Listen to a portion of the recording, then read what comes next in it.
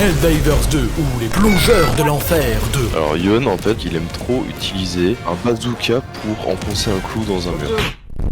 Il s'agit d'une simulation dans laquelle vous incarnez un macroniste ayant pour but de défendre le mandat du président éternel Emmanuel Jupiter Macron Ier. Serpent, je ne mange pas de ce pain-là. Contre la terrifiante déviance anti-républicaine de la gauche et de l'extrême droite. Et pour pouvoir affronter les ennemis de la démocratie, nous sommes aidés par le conglomérat oligarchique français. Besoin d'une frappe tactique contre les pauvres? Appelez Dassault.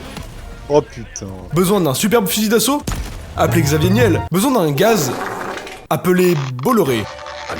Et pour cela, il faut s'assurer de la qualité de la propagande. Je veux dire, information. Ne vous inquiétez pas, ils s'occupent déjà de vous faire penser ce qu'ils veulent. Enculé, tapette, pédé, tarlouse, etc., etc. Ce jeu est sorti le 8 février 2024 et développé par Arrowhead, un studio suédois venant d'un pays n'ayant pas connu la guerre depuis 1814. Je suis surpris de la qualité de leur dépiction de la guerre. Oh là, je vais rester calme. De manière générale, très précise et réaliste. Wow. C'était une grosse explosion ça. J'ai eu des pensées parasites. Est-ce votre collaboration avec l'Allemagne nazie qui vous a permis d'avoir toutes ces connaissances en termes de destruction? Elle a le boom en fait.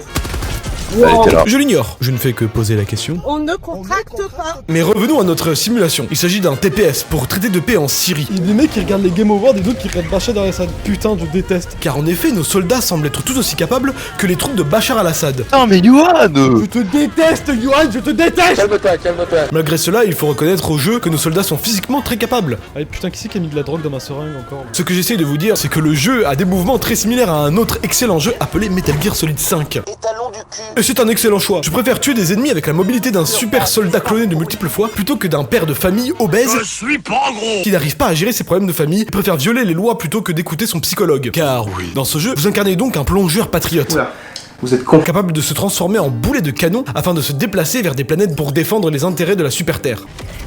Je viens d'être tué par ton putain de truc, j'ai envie de canner, putain, c'est pas vrai. En effet, nous avons des intérêts car la super Terre est la Terre, mais en super. Eh regarde, quand je crame ça, ça brûle pas. Monsanto a débloqué un blé spécial qui ne crame pas. T'es bien renseigné toi. Ce qui implique le sacrifice continu de multiples soldats relativement bien équipés. Vite. Aïe. Il faut arrêter d'avoir mal. Exclusivement multijoueur et bloqué à 4, vous serez embarqué dans de multiples missions générées aléatoirement sur des cartes avec un biome en lien avec la planète sélectionnée. Alors, excusez-moi, j'ai une question. Pourquoi est-ce que c'est littéralement une carte des égouts, votre truc, là? Genre, pourquoi c'est marron partout? Parce que c'est fun, allez hop c'est parti. Oh non, les égouts! Il est donc de votre devoir de former un front républicain avec vos amis les plus coopératifs. Tu vois mec, ça c'est le endgame. C'est-à-dire que pendant que j'appelle ma napalm et que tout le monde crame, je suis comme ça devant. Yohan, on te dérange pas, ça va ce... Laisse-moi flex. Mais si vous avez peur que le jeu soit trop dur, vous pouvez choisir la plus petite difficulté. Cependant, votre impact sur l'effort de guerre ne sera pas très important. En effet, l'effort de guerre est un mécanisme poussé par les développeurs. Il s'agit d'un statut global sur le jeu où les joueurs ont une influence par le choix de défendre ou attaquer certaines planètes. Un peu comme si vous deviez défendre des projets de loi dans une assemblée totalement hostile. Ajoutez à cela des effets, missions globales et autres éléments permettant de débloquer certains objectifs ou stratagèmes tactiques. Et parlons-en des stratagèmes tactiques. Il y en a énormément. Ce sont des aides tactiques permettant de déchaîner la haine ou la paix en fonction de ce que vous sélectionnerez lors de l'embarquement. Ouais. Je ne pourrais pas faire une tier list pour une raison financière simple, car Arrowhead a décidé de mentir à la communauté. Non les gars, c'est promis, on va pas faire des stratagèmes tactiques bloqués sous un paywall. So that was a fucking lie. Les stratagèmes sont très souvent étudiés par les développeurs pour s'assurer que les joueurs puissent s'amuser le moins possible. Oh putain, surprise! T'as pas dans ta gueule! Car Arrowhead, derrière son pacifisme lié à ses origines, Toujours kawaii. cache en réalité une vision maléfique du gaming. Et un peu de kawaii. Une vision révisionniste où le joueur prend du plaisir dans la souffrance. Ah mais il résiste aux balles ce fils de... D'accord.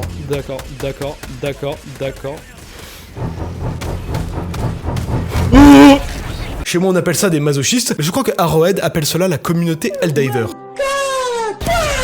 En effet, Arrowhead a décidé pendant près de 9 mois de rendre le jeu moins fun pour les joueurs, à coup de nerfs absolument horrifiques pour toutes les armes qui ont le malheur d'être trop agréables à jouer ou trop puissantes. Si au début cela forçait un équilibrage Oh merde. et surtout à empêcher tous les joueurs de ne jouer que le fusil magnétique, vous passez d'un jeu où vous prenez du plaisir à éclater tous les monstres qui vous sont jetés à la tronche J'aime beaucoup la partie où on tue tout le monde. Ah c'est sympa hein. à Barnier incapable de faire durer un gouvernement plus de 3 mois. Là, je te laisse autonome mec, le cooldown est bien Vous assez. connaissez, c'est de l'anarchie ça? pas de place pour l'anarchie dans ce pays. C'est pour ça qu'ils ont une étoile. Pas de socialisme dans ma démocratie. Encore les mots qui sentent. Bonjour le Wokistan. J'ai joué au jeu à sa sortie, le feeling était incroyable, puis les premiers nerfs sont arrivés. Le jeu a été objectivement moins fun pour tout le monde, mais l'ajout de contenu permettait de ne pas sombrer dans le défaitisme. Puis j'ai joué au jeu entre juin et août, et je vous demande de me croire, je n'ai pas eu une seule partie fun pendant cette période. J'ai même totalement délaissé le jeu, et ce fut le cas d'un grand nombre de joueurs de la communauté, car si Arrowhead est responsable d'une grande partie de leur nerf, Sony n'est pas non plus dénué de fautes, car après la sortie du jeu, Sony a décidé que tous les joueurs devraient créer un compte PlayStation pour avoir le droit de jouer au jeu. Oui, bonjour, Flamingo du montage. Bah, en fait, maintenant, c'est plus obligatoire. Mais ils nous ont quand même sacrément cassé les couilles. Et les prérequis du PSN sont quand même débiles. Et alors, moi j'ai fait le front républicain, j'ai l'habitude de souffrir pour protéger mon pays. Donc un compte de plus ou de moins, ça ne change pas grand chose. Certes camarade, cependant, si tu as le malheur de venir d'un de ces 118 pays, il est impossible pour toi de créer un compte PlayStation. Bah ouais, logique. Ou de jouer au jeu. Ouais, mais bon, ça va, je viens pas d'un de ces pays du tiers-monde. Ah, d'accord, j'ignorais que tu considérais certaines parties de la France telles que la Guyane française, la Réunion, Mayotte, la Guadeloupe, Wallis et Futuna, la Martinique, Saint-Martin, la Polynésie française, mais surtout les terres australes et antarctiques françaises comme étant le tiers-monde. Figure-toi que, techniquement, si vous créez des comptes dans ces régions-là, vous enfreignez les conditions d'utilisation de Sony. Frérot, c'est... Oh merde. Le jeu n'a même pas un an d'existence et a presque déjà autant eu de drama dessus qu'un jeu de plus de 10 ans d'activité. La communauté est très virulente ou pas assez républicaine, ça dépend comment vous le voyez. La politique de la Super Terre quant à elle est à base de démocratie, et encore de démocratie. Moi je te le dis, y'a tout qui va cramer. Oh la vache. Où toute opposition ennemie de la démocratie est libellée non démocrate. En parlant d'ennemis de la démocratie, la pauvre fait face à de multiples perfides albions, les automatrons, les terminides et les illuminés. Les factions ont un gameplay très différent, qui divisera probablement les joueurs sur leurs ennemis préférés. Cependant, il est globalement accepté que les automatrons sont plus difficiles que les terminides. Donc si vous commencez, je vous recommande tout de suite de lancer une game en difficulté 8 face aux automatrons, afin de comprendre la dure réalité de la vie. Est-ce que tu peux tchatter comme moi je tchatte? Les terminides, quant à eux, sont des apôtres de l'anarchisme. Ils vous attaqueront en groupe. Ils sont assez peu résistants, mais certains ennemis sont là pour briser le rythme des vagues antidémocratiques. Vomito. Ah putain, mais il me vomit dessus en plus, ce gros dégueulasse.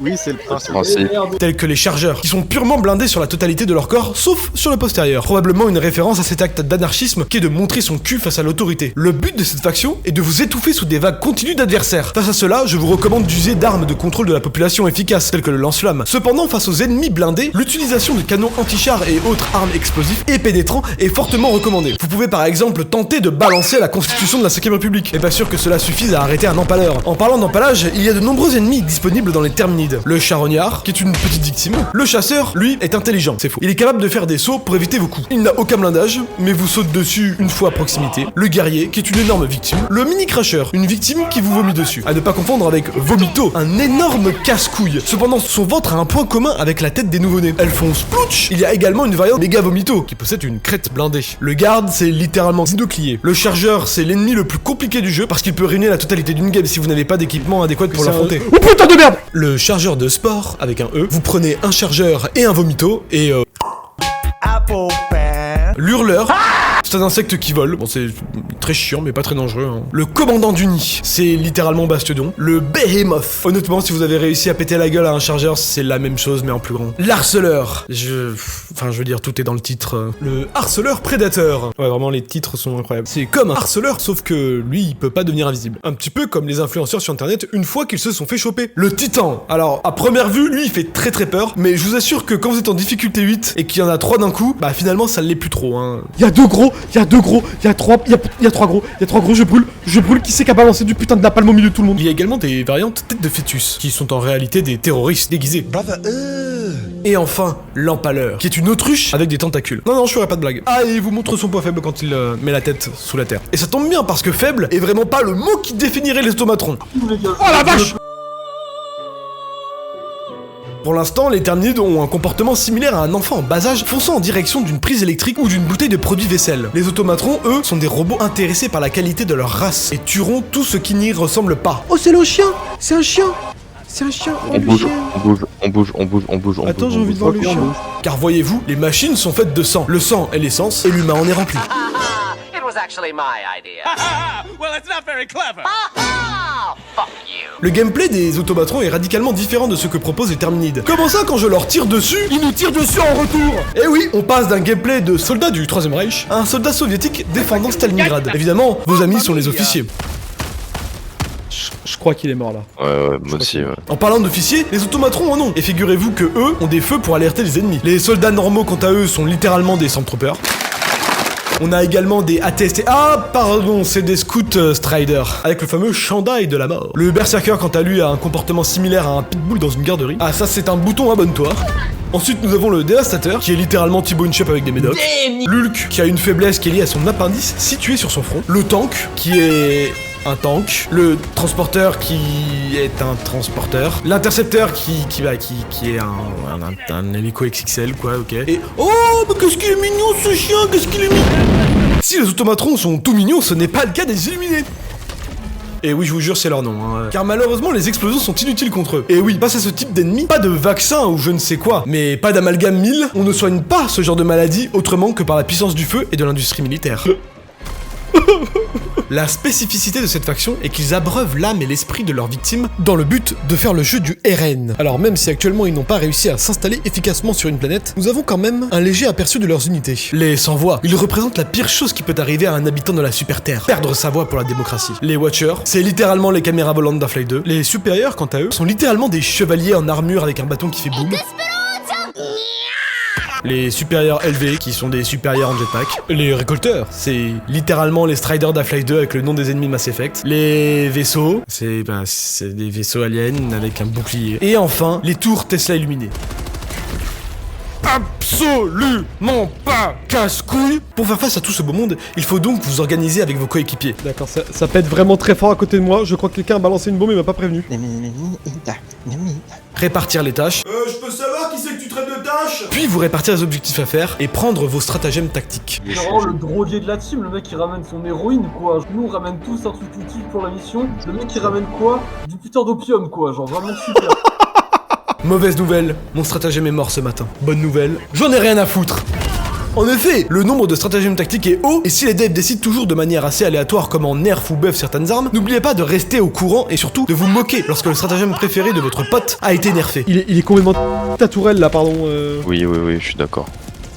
Il est adopté. Il est important de relayer la propagande du ministère de l'Intérieur de la Super Terre. Cependant, comment fonctionne la progression? Chaque mission vous permet de récupérer des médailles, de l'XP et des tickets de réquisition. L'XP vous permet de débloquer des améliorations, les médailles vous permettent de débloquer des éléments dans les obligations de guerre, et les tickets de réquisition vous permettent d'acheter des stratagèmes tactiques, une fois débloqués. Cependant, pour acheter des obligations de guerre, vous devez avoir des super crédits. Souvent, une certaine partie de ces super crédits se retrouve dans votre progression au sein des obligations. Mais vous pouvez également passer à la caisse ou en trouver lors de votre visite sur des points d'intérêt. Vous n'allez peut-être pas voir votre grand-mère à la maison de retraite, mais par contre passer 15 minutes pour looter n'importe quelle zone d'intérêt est une obligation patriote. En effet, les missions sont composées d'objectifs divers et variés. Il existe des objectifs principaux qui sont non négociables dans la victoire pour la Super Terre et des objectifs secondaires non obligatoires mais qui peuvent être d'une vraie aide, comme par exemple réparer un radar pour faire apparaître la totalité de la carte ou encore réparer un canon pour balancer des mini-nukes. C'est quoi des mini-nukes? Une mini-bombe nucléaire.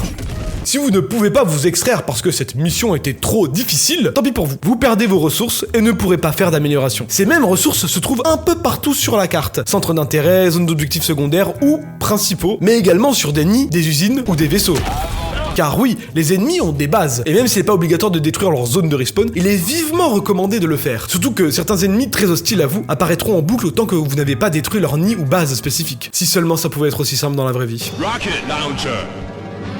En parlant de vraie vie, vous êtes-vous déjà arrêté pour voir la beauté de notre monde?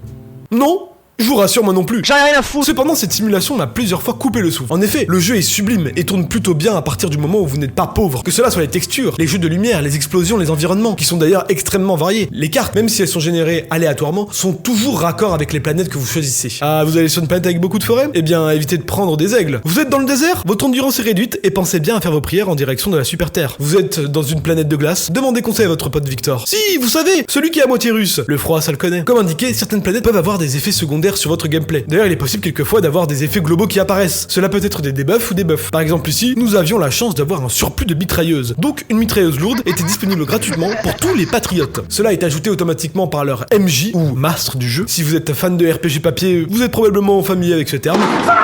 Pour tous les autres, c'est comme si Dieu existait, mais dans la vraie vie. Je vais me faire tellement défoncer, putain. Et tout cela permet une immersion totale. Je peux vous assurer que vous allez crier quand vous allez voir des ennemis apparaître. Et je peux vous assurer que vous allez avoir des remontées de flashbacks transmis par votre ancêtre présent à Verdun. Te mets pas devant, putain. Comment ça te mets pas devant? T'as d'abord tiré et après tu m'as dit te mets pas devant, connard. Cependant, votre immersion totale peut être interrompue par des insectes. C'est drôle, hein, parce que du coup, insectes, c'est bug en anglais. Et des bugs, c'est ce qu'on dit pour les... Ok, d'accord, oublié. Car figurez-vous que Arrowhead a un moteur de jeu assez... particulier. En effet, Helldivers 2 est développé sur... BitSquid. C'est quoi? C'est un moteur de jeu suédois fonctionnant en C++ et en Lua. Là, normalement, n'importe quel développeur un minimum sérieux me dira « Ouais, écoute, un moteur en C++, ça devrait pas être trop mal. » Eh bien, le moteur a été racheté en 2013 par Autodesk. Plutôt un bon début, n'est-ce pas? Renommé après le rachat en Autodesk Stingray. Jusqu'à ce que le moteur soit abandonné en 2018. Et là, normalement, si vous êtes bon en maths... Attendez les mecs, là. 2024, c'est après 2018. Bravo! Le jeu a été développé sur un moteur graphique abandonné. Et lorsqu'il y avait un problème, les devs ont dû tout coder de leur côté. Vous imaginez bien que le travail a dû être colossal. Et ce qui explique les bugs persistants. Les devs doivent passer des heures seuls, sans aide d'Autodesk, pour résoudre tous les problèmes côté moteur. Oh là là, mais ils auraient dû choisir l'Unreal Engine 5. Petit rappel que l'Unreal Engine 5, lorsque c'est pas un jeu d'Epic, les performances sont horrifiques. Bon, si je devais résumer, une bande de Suédois qui n'ont jamais connu la guerre depuis plus de 200 ans ont décidé de créer une simulation de guerre totale mêlant des aliens ayant différents types de facultés intellectuelles et développer tout cela sur un moteur de jeu mort depuis 6 ans avec un éditeur qui décide par pur caprice de grossir les chiffres des joueurs PSN pour faire plaisir aux investisseurs. Suivi de plusieurs mois de marche du désert parce que les développeurs n'arrivaient pas à savoir si leurs joueurs étaient masochistes ou des gens normaux, tout cela pour arriver à aujourd'hui, le jeu est de nouveau vivant, se porte très bien, les développeurs ont enfin écouté la communauté et ont décidé que celle-ci était au final des personnes sensées qui ne sont pas fans de pied. En somme, d'après les statistiques, absolument pas 36% de ma communauté. Je remercie beaucoup d'avoir suivi cette vidéo, en particulier tous les fans de gros panards, grâce à qui la précédente vidéo a pu être un si gros succès. En attendant, n'oubliez pas de vous abonner et de liker la vidéo, n'oubliez pas de la partager également. Je sors une vidéo tous les 6 mois, ça serait vraiment con que je puisse pas la rentabiliser un maximum. Sur ce, à la prochaine.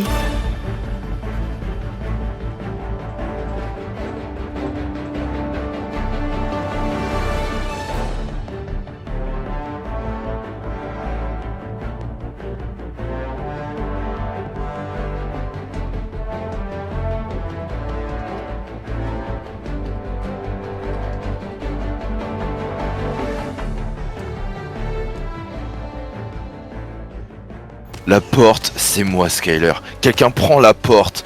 Il prend la porte. C'est moi, la porte.